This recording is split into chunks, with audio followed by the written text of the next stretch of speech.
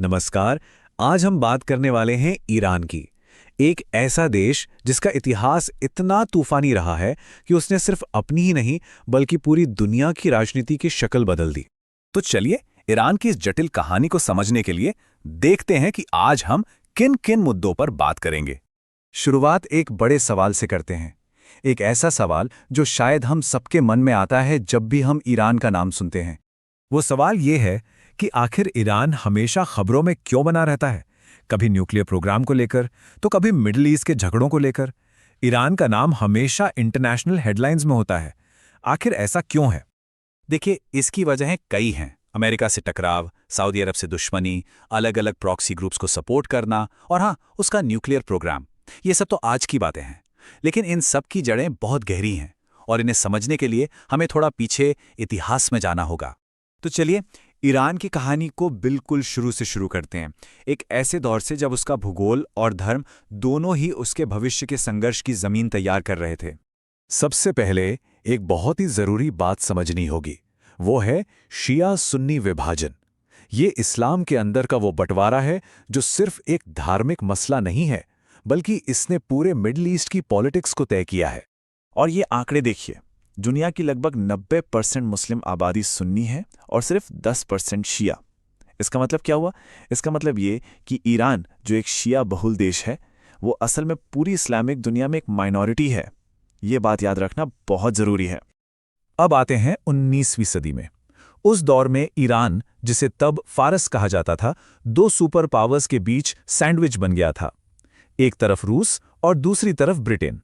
दोनों ही इसे अपने कंट्रोल में करना चाहते थे और अपने अपने फायदे के लिए उन्होंने इसे प्रभाव क्षेत्रों में बांट लिया था। और इस ग्रेट देम का असर सीधा पड़ा आम लोगों पर।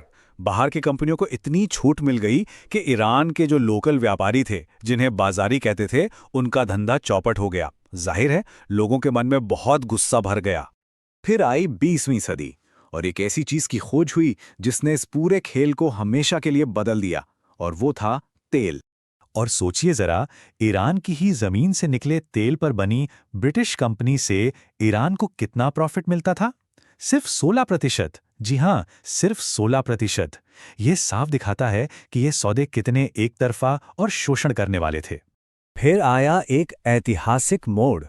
ईरान में एक डेमोक्रेटिकली इलेक्टेड प्रधानमंत्री आए, मोहम्मद मोसद्देक। उन्होंने हिम्मत दिखाई और ईरान के तेल उद्योग का राष्ट्रीयकरण कर दिया, मतलब उसे देश की संपत्ति घोषित कर दिया। लेकिन ये बात अमेरिका और ब्रिटेन को बिल्कुल पसंद नहीं आई। तो उन्होंने क्या किया? उन्होंने मिलकर एक तख्ता पलट करवा दिया और मोसद्देक को हटाकर वापस शाह को गद्दी पर बिठा दिया।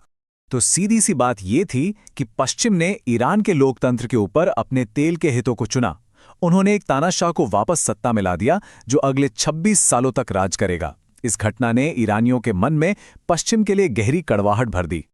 अब शाह और उसके विदेशी आकाओं के खिलाफ ये जो गुस्सा दशकों से सुलग रहा था, वो आखिर में एक ज्वालामुखी की तरह फट पड़ा, और इसी से हुई 1979 की इस्लामिक क्रांति।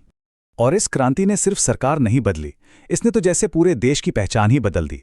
देखिए, 1979 से पहले का ईरान और 1979 के बाद का ईरान, वेस्टर्न कपड़े, नाइट क्लब, ये सब खत्म हो गया। उनकी जगह ले ली अनिवार्य हिजाब और धार्मिक कानूनों ने। देश एक झटके में पूरी तरह बदल गया। इस क्रांति के नेता थे अयातुल्ला खुमैनी। उनका एक मशहूर कोट है, कानून केवल अल्लाह द्वारा बनाया जाता है, और यही इस नई सरकार का मूल मंत्र था। अब देश का शासन किसी राजा का नहीं बल्कि अल्लाह के कानून का होगा, ऐसा उनका मानना था।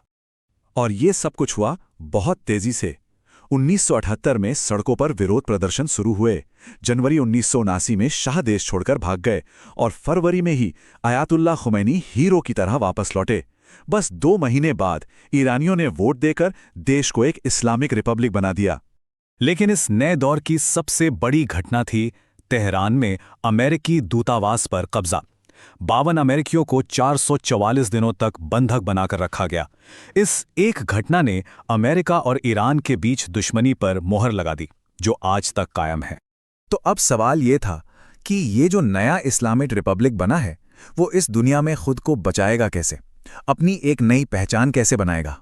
इसके लिए एक बिल्कुल नई तरह की सरकार बनाई गई, इसमें एक सुप्रीम लीडर होता है जिसके पास सबसे ज्यादा ताकत होती है। देश का कानून शरिया पर आधारित होता है और इस क्रांति की रक्षा के लिए एक खास सेना बनाई गई जिसे IRGC यानी इस्लामिक रेवोल्यूशनरी गार्ड कॉर्प्स कहते हैं। और इस नई सरकार को बनते ही एक बहुत बड़ी चुनौती का सामना करना पड़ा। पड़ोसी देश इराक के तानाशाह सद्दाम हुसैन ने ईरान पर हमला कर दिया। ये जंग 8 साल तक चली, बहुत क्रूर थी, लेकिन इस जंग ने एक अजीब काम किया।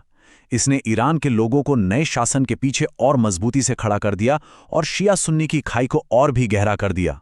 और ये सारी ऐतिहासिक घटनाएं हमें सीधा आज के दौर में ले आती हैं, क्योंकि आज जो कुछ भी मिडिल ईस्ट में हो रहा है उसकी जड़ें इसी इतिहास में हैं।